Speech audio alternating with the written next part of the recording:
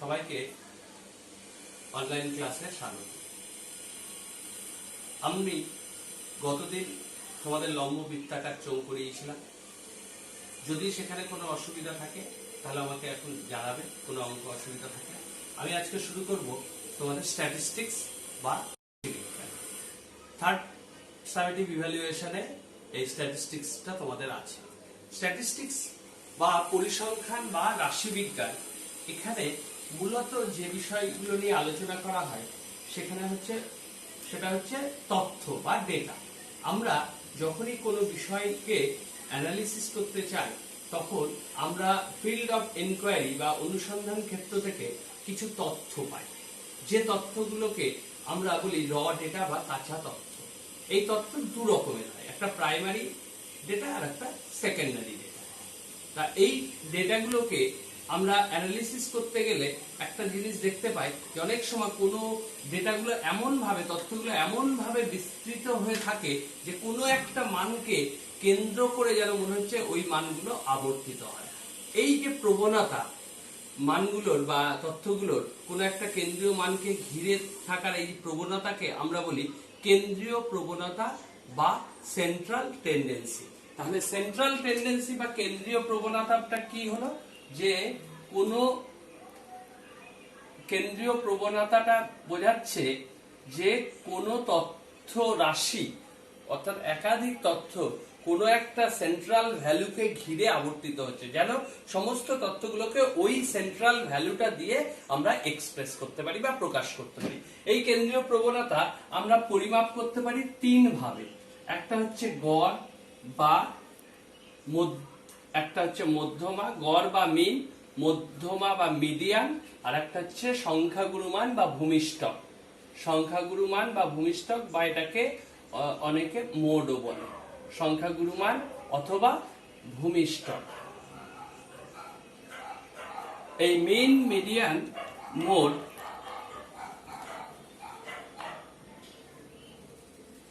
এই তিনটে হলো আমাদের কেন্দ্রীয় প্রবণতা পরিমাপ করার পদ্ধতি। আমি আজকে তোমাদের এই গড় বা মিনটা নিয়ে আলোচনা করব, যেটা তোমাদের আছে 334 পাতা থেকে। দেখো 334, 35, 36, 37,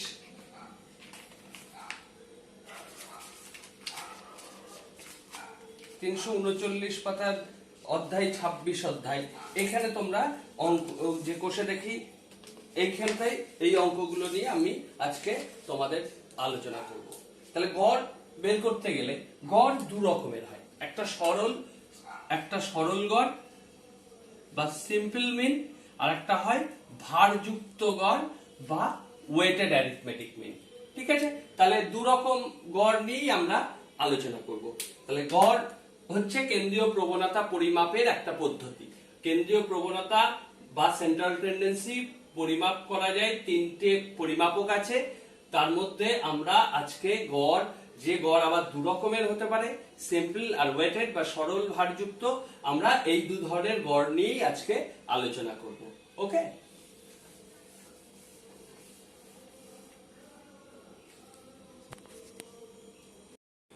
তাহলে আজকে আমরা গড় বা অ্যারিথমেটিক মিন বা গাণিতিক গড় বা যৌগিক গড় কিভাবে করা হয় সেগুলো আলোচনা করব। তো গাণিতিক গড়, প্রথমে সরল গাণিতিক গড় বা সরল যৌগিক গড়, সিম্পল অ্যারিথমেটিক মিন সম্পর্কে আলোচনা করছি। যে আমার যদি বিভিন্ন তথ্যগুলো এক্স এ একটা চলরাশি, যার তথ্যগুলো হচ্ছে x1, x2, x3 এইভাবে n সংখ্যক মান দেওয়া আছে, তাহলে সরল গাণিতিক গড়, যেটাকে আমরা এরকম বার দিয়ে প্রকাশ করি, x বার, এটা সমান সমান কি হবে, এই সমস্তগুলো সমষ্টি কতদূর পর্যন্ত, n পর্যন্ত। তাহলে এইটা হবে xn, এই xn তাহলে কটা আছে সেই নাম্বার অফ অবজারভেশনস বা ডেটা n দিয়ে ডিভাইড করতে হবে। এইটাকে সংক্ষেপে এরকম লেখা যায় যে 1/n সামেশন xi, i হচ্ছে 1 থেকে n পর্যন্ত। এই যে এইটাকে বলা হয় ক্যাপিটাল সিগমা।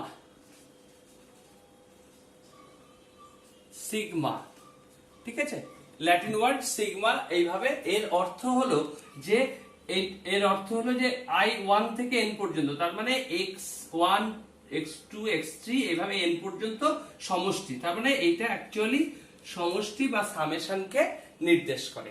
তাহলে এই ফর্মুলা দিয়ে এইভাবে আমরা সরল গাণিতিক গড় বের করতে পারি। এইটা হচ্ছে আমাদের ডাইরেক্ট মেথড।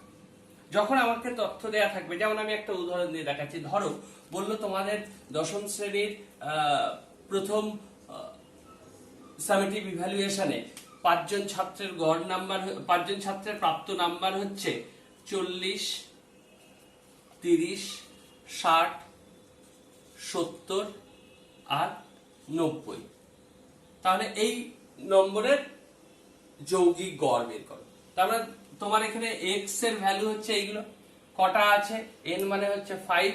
তাহলে অতএব গড় হচ্ছে এইগুলোকে যোগ করলে ফর্মুলা xi/n, সেই ফর্মুলা অনুযায়ী 40 যোগ 30 যোগ 60 যোগ 70 যোগ 90/5। ব্যাস, ক্যালকুলেশন করলে তুমি গাণিতিক গড় কত বেরিয়ে আসছে। 40 30 70 70 140 290/5, 290/5, তাহলে 5 5 25 58। তাহলে এইভাবে সরল গাণিতিক গড় বের করা হয়। মূলত যে ধরনের তথ্যগুলো, তথ্যকে আমরা প্রকাশ করি দুভাবে, একটা হচ্ছে গ্রুপ আর একটা হচ্ছে আনগ্রুপ। অর্থাৎ একটা বিন্যাস করে বিন্যস্ত তথ্য বলা হয়, আর একটা হচ্ছে অবিন্যস্ত তথ্য বা আনগ্রুপ ডেটা। যখন আনগ্রুপ ডেটা থাকবে সেই ডেটাগুলোকে আমরা এইভাবে গাণিতিক গড় বের করতে পারবো। তার মানে সরল গাণিতিক গড়গুলো কোথা থেকে, সরল গাণিতিক বা যৌগিক গড়গুলো আমরা কোথা থেকে পাচ্ছি? যে তথ্যগুলো অবিন্যস্ত অর্থাৎ গ্রুপ করা নেই, তাদের ক্ষেত্রে আমরা এইভাবে বের করতে পারছি। গ্রুপ করা থাকলে সেক্ষেত্রে গ্রুপ বা শ্রেণী যখন করা হয়, তখন শ্রেণী, প্রত্যেকটা শ্রেণীতে, তোমরা এর আগে 9-এ দেখেছো, প্রত্যেকটা শ্রেণীতে একটা শ্রেণীর নিম্নতম মান থাকে, একটা ঊর্ধ্বতম মান থাকে। ওই ঊর্ধ্বতম আর নিম্নতম মান দুটোকে যোগ করে 2 দিয়ে ভাগ করলে আমরা ওই শ্রেণীর মধ্যক বা mid value of the class পাই, এবং সেই তখন x হিসাবে আমরা ওই মধ্যকটাকেই নিই।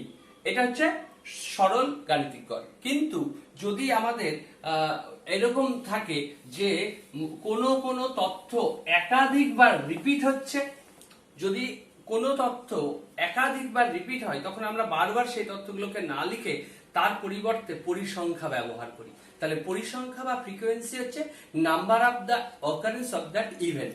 তাহলে কোন সংখ্যা যদি বারবার ঘটে, ধরো তোমাদের x1 একটা ঘটনা বা তথ্য, এটা f1 বার ঘটেছে, তাহলে x1 এর পরিসংখ্যা f1। সিমিলারলি একই রকম ভাবে x2 যদি কোনো তথ্য, সেটা যদি f2 হয়, তাহলে f2 হচ্ছে তার পরিসংখ্যা। এইভাবে আমরা বিভিন্ন তথ্য এবং তাদের পরিসংখ্যাকে যদি আমরা লিখি, তাহলে এই ক্ষেত্রে কিভাবে আমরা গড় বের করব? এক্ষেত্রে গড় বের করার ডাইরেক্ট মেথড বা সরাসরি প্রত্যক্ষ পদ্ধতি হলো এগুলোকে সমষ্টি করা। অর্থাৎ আমার এখানে সামেশন x আর এরকম করে n করলে সরল পেতাম, কিন্তু আমরা এখানে তা করব না। আমরা এখানে আরেকটা কলাম তৈরি করব। তাহলে এটা হলো x কলাম, এটা পরিসংখ্যা কলাম, আর এটা হচ্ছে fx। এইগুলোকে গুণ করব, অর্থাৎ f1 x1, f2 x2, f3 x3, এইভাবে গুণ করলে fn xn পাবো। এই কলামটাকে আমরা যোগ করব, অর্থাৎ এই কলামটা যোগ করলে কি আসবে? f1 x1 যদি যোগ করে আমি লিখি f1 x1 plus f2 x2, এইভাবে একেবারে fn xn আসছে। তাহলে এটাকে আমি শর্টে কি লিখতে পারি? সামেশন fi xi, অর্থাৎ i এর ভ্যালুটা 1 থেকে n পর্যন্ত। ওকে, আর দ্বিতীয় কলামটা যোগ করব, অর্থাৎ পরিসংখ্যাগুলো যোগ করব, কতবার ঘটনা ঘটেছে। তার মানে এখানে পরিসংখ্যা যোগ করা মানে f1 প্লাস f2 প্লাস এইভাবে fn। তার মানে এটাকেও যদি শর্টে লেখা যায়, তাহলে সামেশন fi, i এর ভ্যালু 1 to n, এইটাকে এইটা দিয়ে ভাগ করব, তাহলে আমরা গড় পাবো। তাহলে পরিসংখ্যা বিভাজনের ক্ষেত্রে আমার যে তথ্য দেয়া থাকবে পরিসংখ্যা বিভাজনের ক্ষেত্রে, তাহলে গাণিতিক গড় বের করার নিয়ম কি? সেক্ষেত্রে আমার তথ্য আমি এইভাবে লিখি, যদি x1 x2 x3 xn আর করসপন্ডিং পরিসংখ্যাগুলো f1 f2 f3 fn হয়, তাহলে গাণিতিক গড় মাথায় এরকম বার দিয়ে গড়টাকে নির্দেশ করা হয়। এটা হবে f1 x1 plus f2 x2 f3 x3 এইভাবে fn xn divided by f1 f2 এই পরিসংখ্যাগুলোর সমষ্টি। এটাকে আমরা সিগমার আকারে লিখতে পারি, অর্থাৎ সামেশন fi xi i এর ভ্যালু 1 to n আর divided by summation fi i এর ভ্যালু 1 to n। অনেকে আবার এইটাকে এইভাবে করে দেয়, এই সামেশন fi এই যে সামেশন fi এটাকে অনেকে ক্যাপিটাল n দিয়ে ডিনোট করে। তাহলে আমরা কি লিখতে পারি 1 by capital n summation fi xi i এর ভ্যালু 1 to n। এইটা হচ্ছে তোমার ক্রমযৌগিক, যখন পরিসংখ্যা বিভাজন দেয়া থাকবে তখন আমাদের এই পদ্ধতিতে গড় নির্ণয় করতে হবে। যে দুটো পদ্ধতি দেখালাম সরল বা পরিসংখ্যা বিভাজনের, এই যে গড়টা এটাকে আমরা বলি ভারযুক্ত গাণিতিক গড় বা যৌগিক গড়। ভারযুক্ত অর্থাৎ এখানে ভার বলতে আমরা প্রত্যেকটা ভ্যালুর এক একটা পরিসংখ্যা রয়েছে, এই জন্য এই ভ্যালুগুলোর এগুলো এক একটা ওয়েট হিসাবে ট্রিট করা হয়, ওই জন্য ওয়েটেড অ্যারিথমেটিক মিন বা ভারযুক্ত পরিসংখ্যা। এইটার আগে যেটা পেয়েছিলাম আমরা এটা মুছে দিয়েছি, আরেকবার লিখে দিচ্ছি তাহলে বুঝতে সুবিধা হবে। আর যখন আমরা এইভাবে লিখবো x বার সমান সামেশন xi 1 বাই n, এইটা হচ্ছে সরল গাণিতিক গড়। তাহলে সরল আর ভারযুক্ত গাণিতিক গড় সবার কাছে পরিষ্কার। এইবার আমরা কিছু অঙ্কের মাধ্যমে ব্যাপারটাকে আত্মস্থ করার চেষ্টা করব, ঠিক আছে?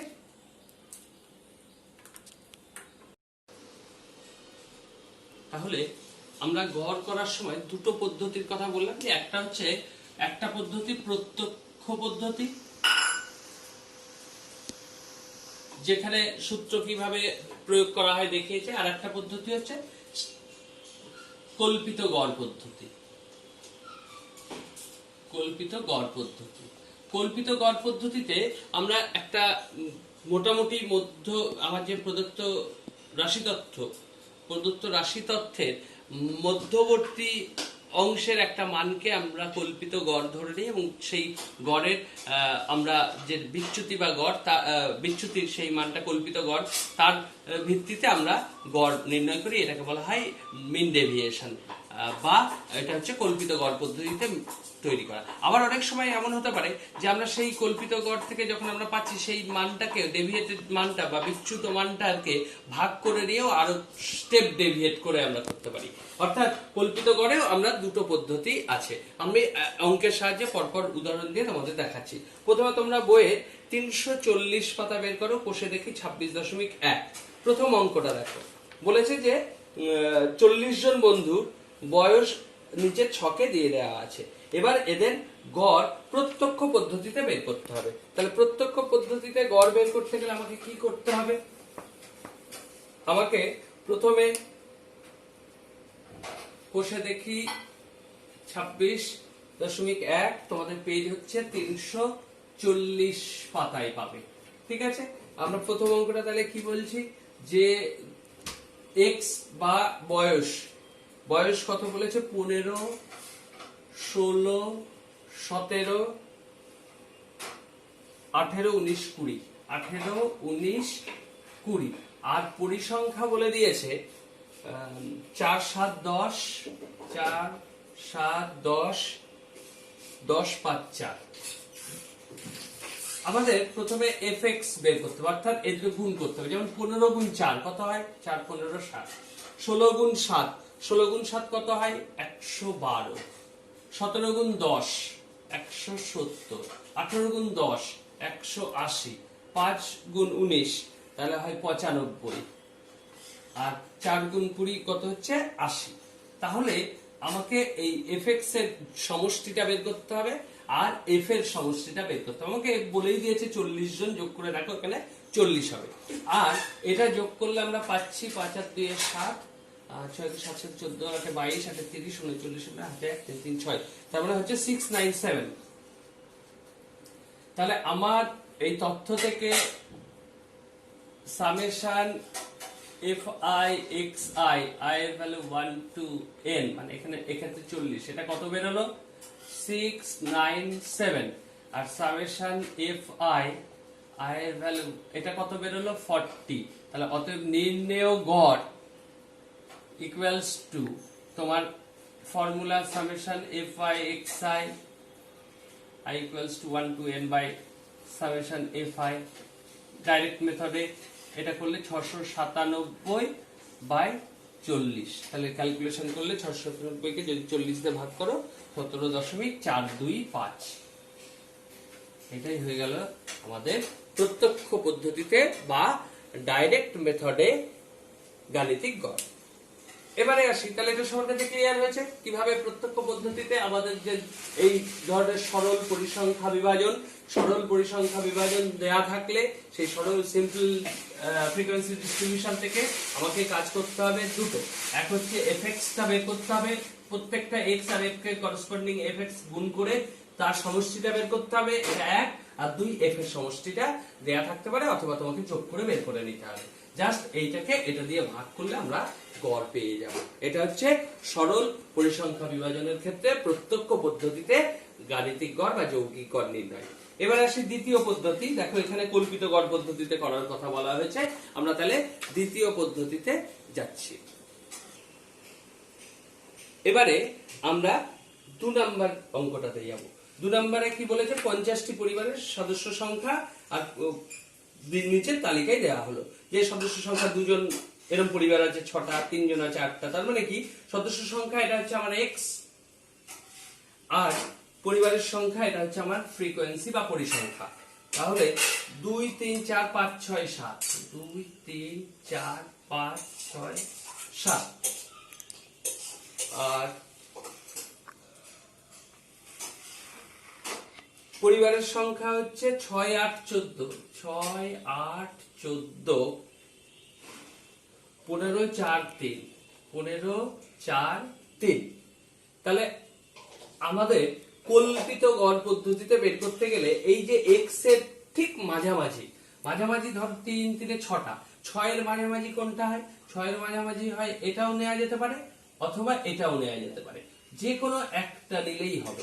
কেউ 4 কে কল্পিত গড় ধরে করতে পারে, কেউ 5 কে কল্পিত গড় ধরে করতে পারে। ধরো তাহলে উত্তর একই আসবে বা হবে, কোনো সমস্যা হবে না। ধরো আমি 5টাকেই নিচ্ছি, যদি এখানে আমার বিজোড় সংখ্যা থাকতো তাহলে ঠিক মাঝখানের একটিকে আমি পেতাম, কিন্তু এখানে যেহেতু জোড় আছে ফলে দুটো মাঝখান আসছে, যে কোনো একটিকে নিলেই হবে। ধরো আমরা কল্পিত গড় নিচ্ছি, ধরি কল্পিত গড় এ, এটা হচ্ছে ধরলাম আমি এই 5টাকে ধরলাম, তাহলে কল্পিত গড় হচ্ছে আমার 5। তাহলে এখন বিচ্যুতি কত? প্রত্যেকটার বিচ্যুতি মানে ডেভিয়েশন, ওই জন্য ডি দিয়ে আমরা নির্দেশ করি, ডেভিয়েশন বা ডি। তাহলে 5 থেকে 2 বাদ যাবে, ডেভিয়েশন কত? 5 বিয়োগ 2, তার মানে কত হচ্ছে, সরি এর ভ্যালুটা হচ্ছে 2, 2 বিয়োগ 5 তার মানে -3, এটা 3 বিয়োগ 5 তার মানে কত হচ্ছে -2, এটা 4 বিয়োগ 5 মানে হচ্ছে -1, এটা 5 বিয়োগ 5 মানে হচ্ছে 0, 6 বিয়োগ 5 1, 7 বিয়োগ 5 হচ্ছে 2। ওকে, এইবার আমরা এই এক্সটা ভুলে যাব। এইবার এফ আর ডি এর মধ্যে তাহলে গুণফল, তাহলে এফ আর ডি করো, এফ আই ডি আই। 6 - 3 তার মানে -18, 8 - 2, 8 দুগুণে 16, 14 - 1 তার মানে -14, 15 গুণ 0 0, 4 একে 4, 3 দুগুণে 6। আমার এই এফ আই ডি আই টা বের করতে হবে সমষ্টি। তাহলে এফ আই ডি আই কত বেরোলো দেখো, 6 4 10 বাদ গেল 16 4 30 38, তাহলে -38। তাহলে এর পর্যন্ত ক্লিয়ার।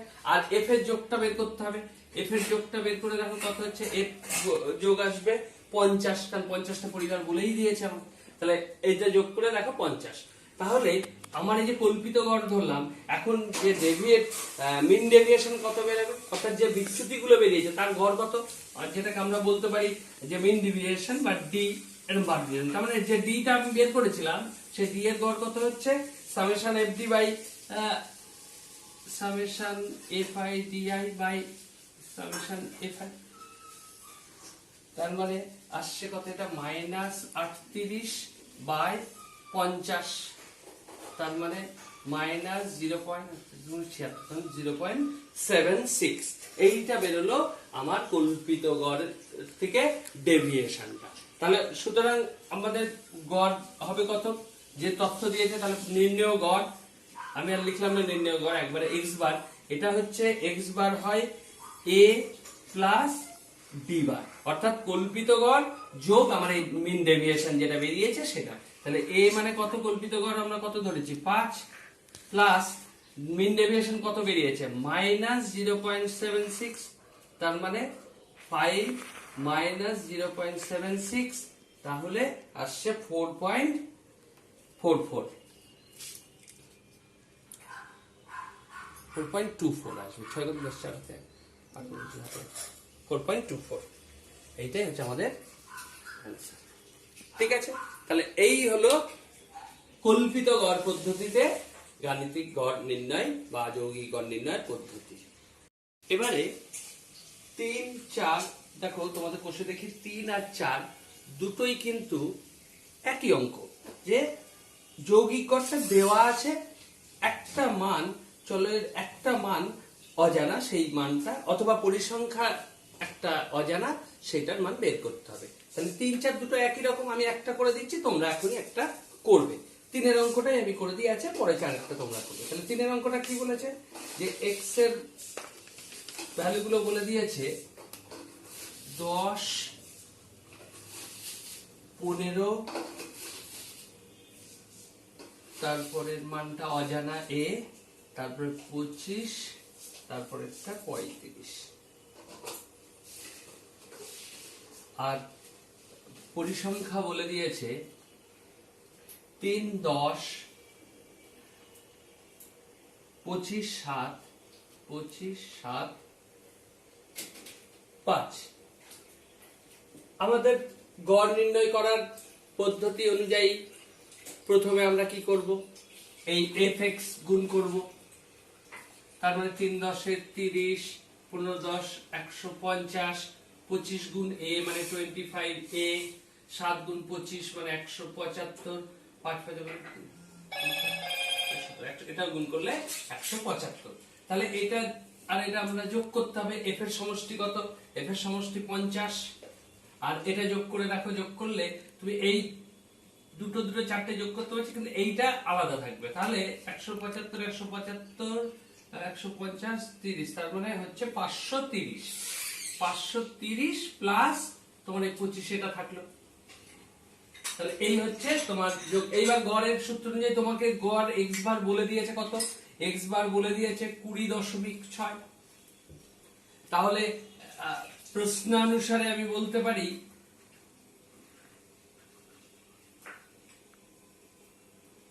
20.6 সমান সমান আমার এই summation fx by summation f, তার মানে আমি বলতে পারি, আমি এ পাশটাই দেখাচ্ছি, যে 20.6 সমান সমান সামেশন fx কত এসছে 530 প্লাস 25a বাই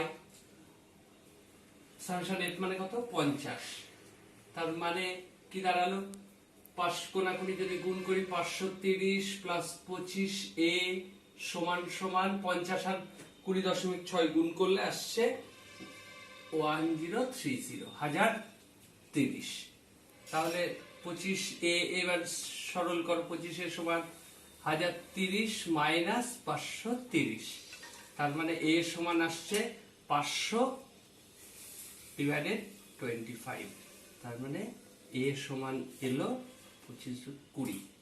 তাহলে অজ্ঞাত রাশি এরকম যদি বের করতে হয় 20, দেখো এই যে x এর ভ্যালুটা হবে, a এর ভ্যালুটা হবে, আমাদের যে অঙ্কে বলেছিল এর ভ্যালু নির্ণয় করো, এর মান নির্ণয় করো, তাহলে এর মান হচ্ছে 20। তাহলে আমরা এইভাবে একটা বা কখনো কখনো দুটো অজ্ঞাত মান বের করতে পারি। তাহলে একইভাবে তোমরা এবার 4-এর অঙ্কটা করে দাও।